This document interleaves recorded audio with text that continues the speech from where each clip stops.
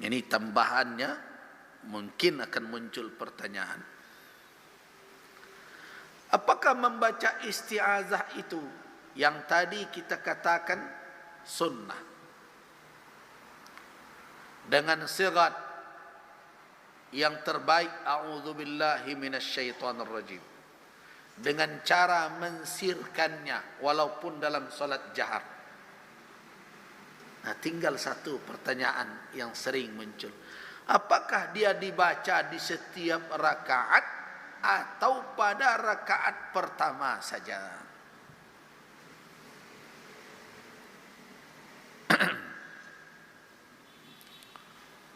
Pertanyaan yang muncul adalah, apakah isti'adzah a'udzubillahi minasyaitonirrajim, setelah itu baru baca Al-Fatihah, kan? Apakah itu dituntut atau disyariatkan? Yang tadi kita katakan hukumnya yang bisa kita fahami dari petunjuk nas adalah sunnah itu, apakah disunnatkan di setiap rakaat atau tidak? Nah, di sini ada dua pandangan ulama.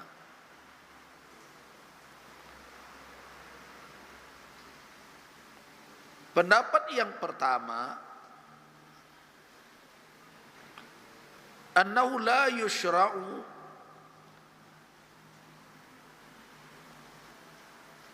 lil musalli ay yasta'idha fi ar-rak'ati ats-tsaniyah. Tidak disyariatkan untuk orang yang salat kembali beristi'azah pada rakaat yang kedua.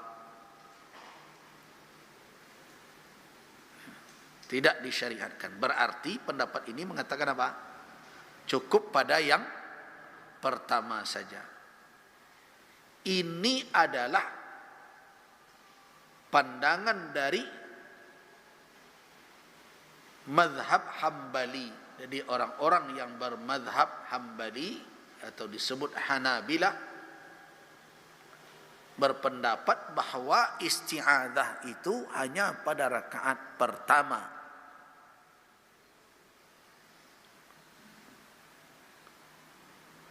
Yang kedua tidak. Yang ketiga tidak kalau sampai maghrib. Yang keempat tidak.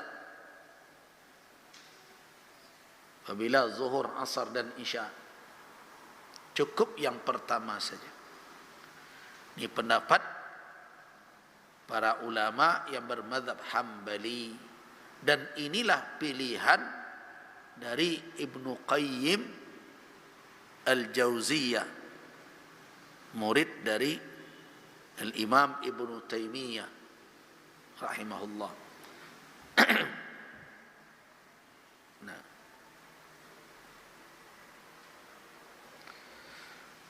kemudian apa yang menjadi alasan?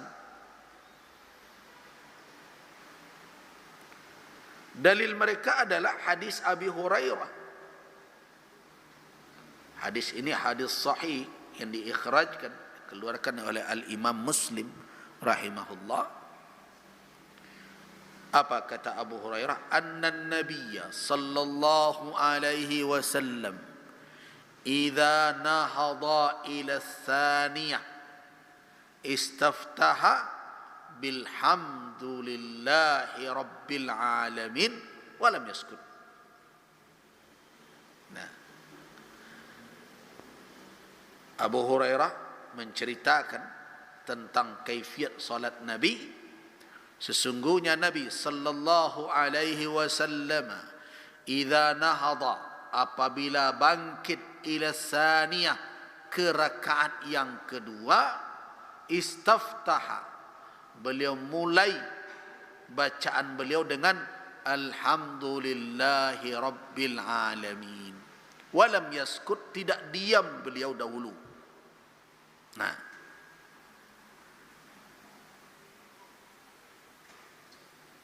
ini menunjukkan apa? Bahwa al-isti'adzah khassah, khusus hanya untuk rakaat pertama, sebab tidak ada waktu sebagaimana diriwayatkan oleh Abu Hurairah lam yaskut tadi, tidak ada waktu untuk membaca isti'azah. Beliau bangkit dan langsung membaca Al-Fatihah. Nah, itu alasan yang pertama. Alasan yang kedua adalah anna salata kullaha du'a wa dhikr, wal faslu bainal qira'atain bid du'a wa dhikr la yu'tabar faslan haqiqiyan.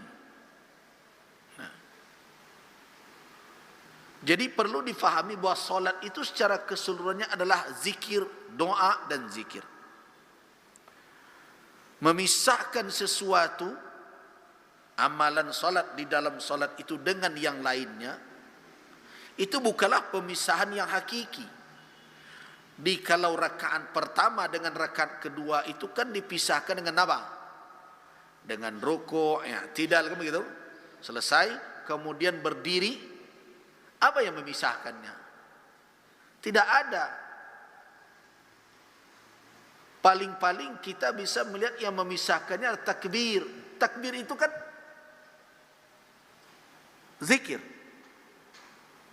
Nah, pemisahan dengan takbir ke rakaat yang kedua itu tidak menunjukkan pemisahan yang sebenarnya. Artinya, solat itu satu kesatuan.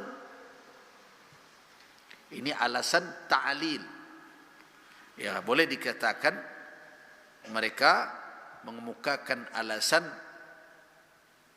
illat kenapa tidak perlu mendatangkan isti'azah lagi pada rakaat kedua dan seterusnya, karena ini satu kesatuan antara rakaat dengan rakaat, tidak ada pemisahnya. Jadi kalau ada takbiratul qiyam untuk rakaat yang kedua, itu bukan berarti memisahkan antara satu rakaat dengan yang lainnya. Kenapa? Karena salat itu isinya apa?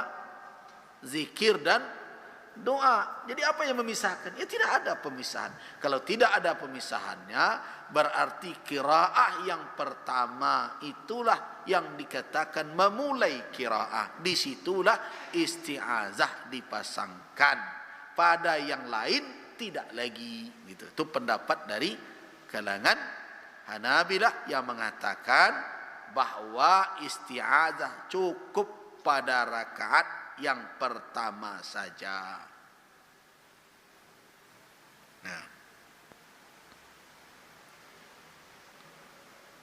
selesaikah pendapat satu? Belum, ada pendapat yang kedua yang mengatakan bahwa annahu yushra'u ay yasta'idha fi kulli rak'atin.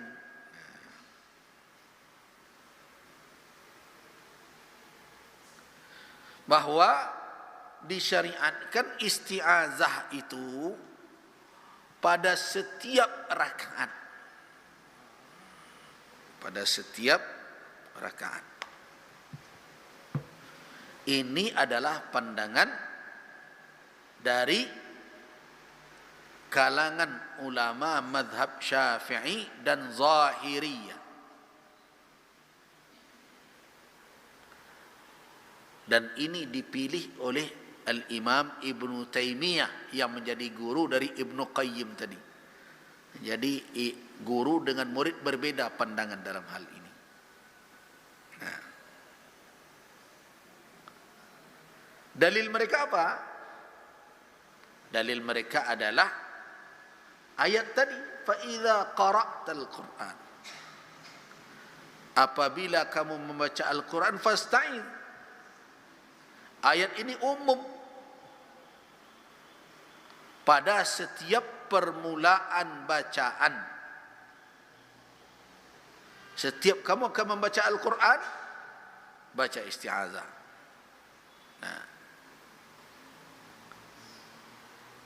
Nah, alasan mereka berbeda dengan tadi. Menurut pendapat kalangan Syafi'iyah, begitu juga Ibn Taymiyah, kalangan Zahiriyah, itu antara bacaan pertama tadi dengan bacaan kedua itu sudah dipisahkan dengan apa? Dengan rukuk, dengan sujud.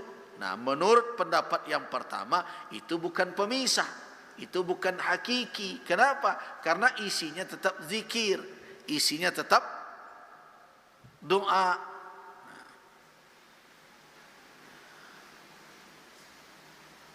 Kalau kita lihat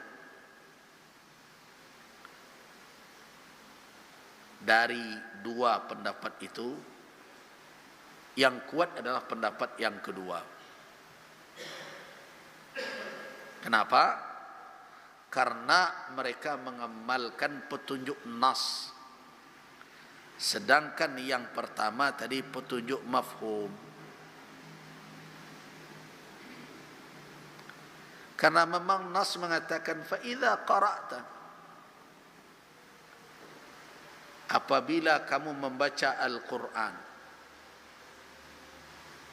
Nah, kecuali kalau dalam bacaan itu tidak ada pemisah, tapi sujud, rukuk betul telah menjadi pemisah qiraah, memang tidak pemisah solat. Jadi perkara kita kan bukan pemisah solat dari rakaat ke rakaat. Perkara kita adalah bacaan itu telah diselingi dengan yang lain yang bukan Al-Quran. Kan begitu? Betul dia zikir, betul dia doa. Tetapi apakah bacaan rukuk itu Quran? Tidak. Bacaan sujud itu Quran? Tidak. Bahkan nanti ketika kita bicara tentang sujud, hukum membaca Al-Quran dalam sujud, akan kita temukan bahawa di dalam sujud tidak membaca Al-Quran. Nah, berarti antara qiraah rakaat pertama dengan qiraah rakaat kedua telah ada antara dan yang memisahkannya. Walaupun dari sisi solat tentu dia satu kesatuan, zikir dan doa. Tetapi qiraahnya sudah berulang kembali, berbeda. Jadi karena itu pendapat yang kuat adalah membacanya setiap rakaat. Sudah selesai perkara isti'azah. Hukumnya sunnah. Lafaznya yang terbaik, a'udzu billahi minasy syaithanir rajim. Kaifiatnya disirkan walaupun pada solat jahar. Kemudian kapan dibacanya?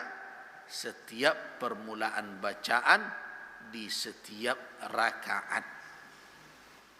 Wallahu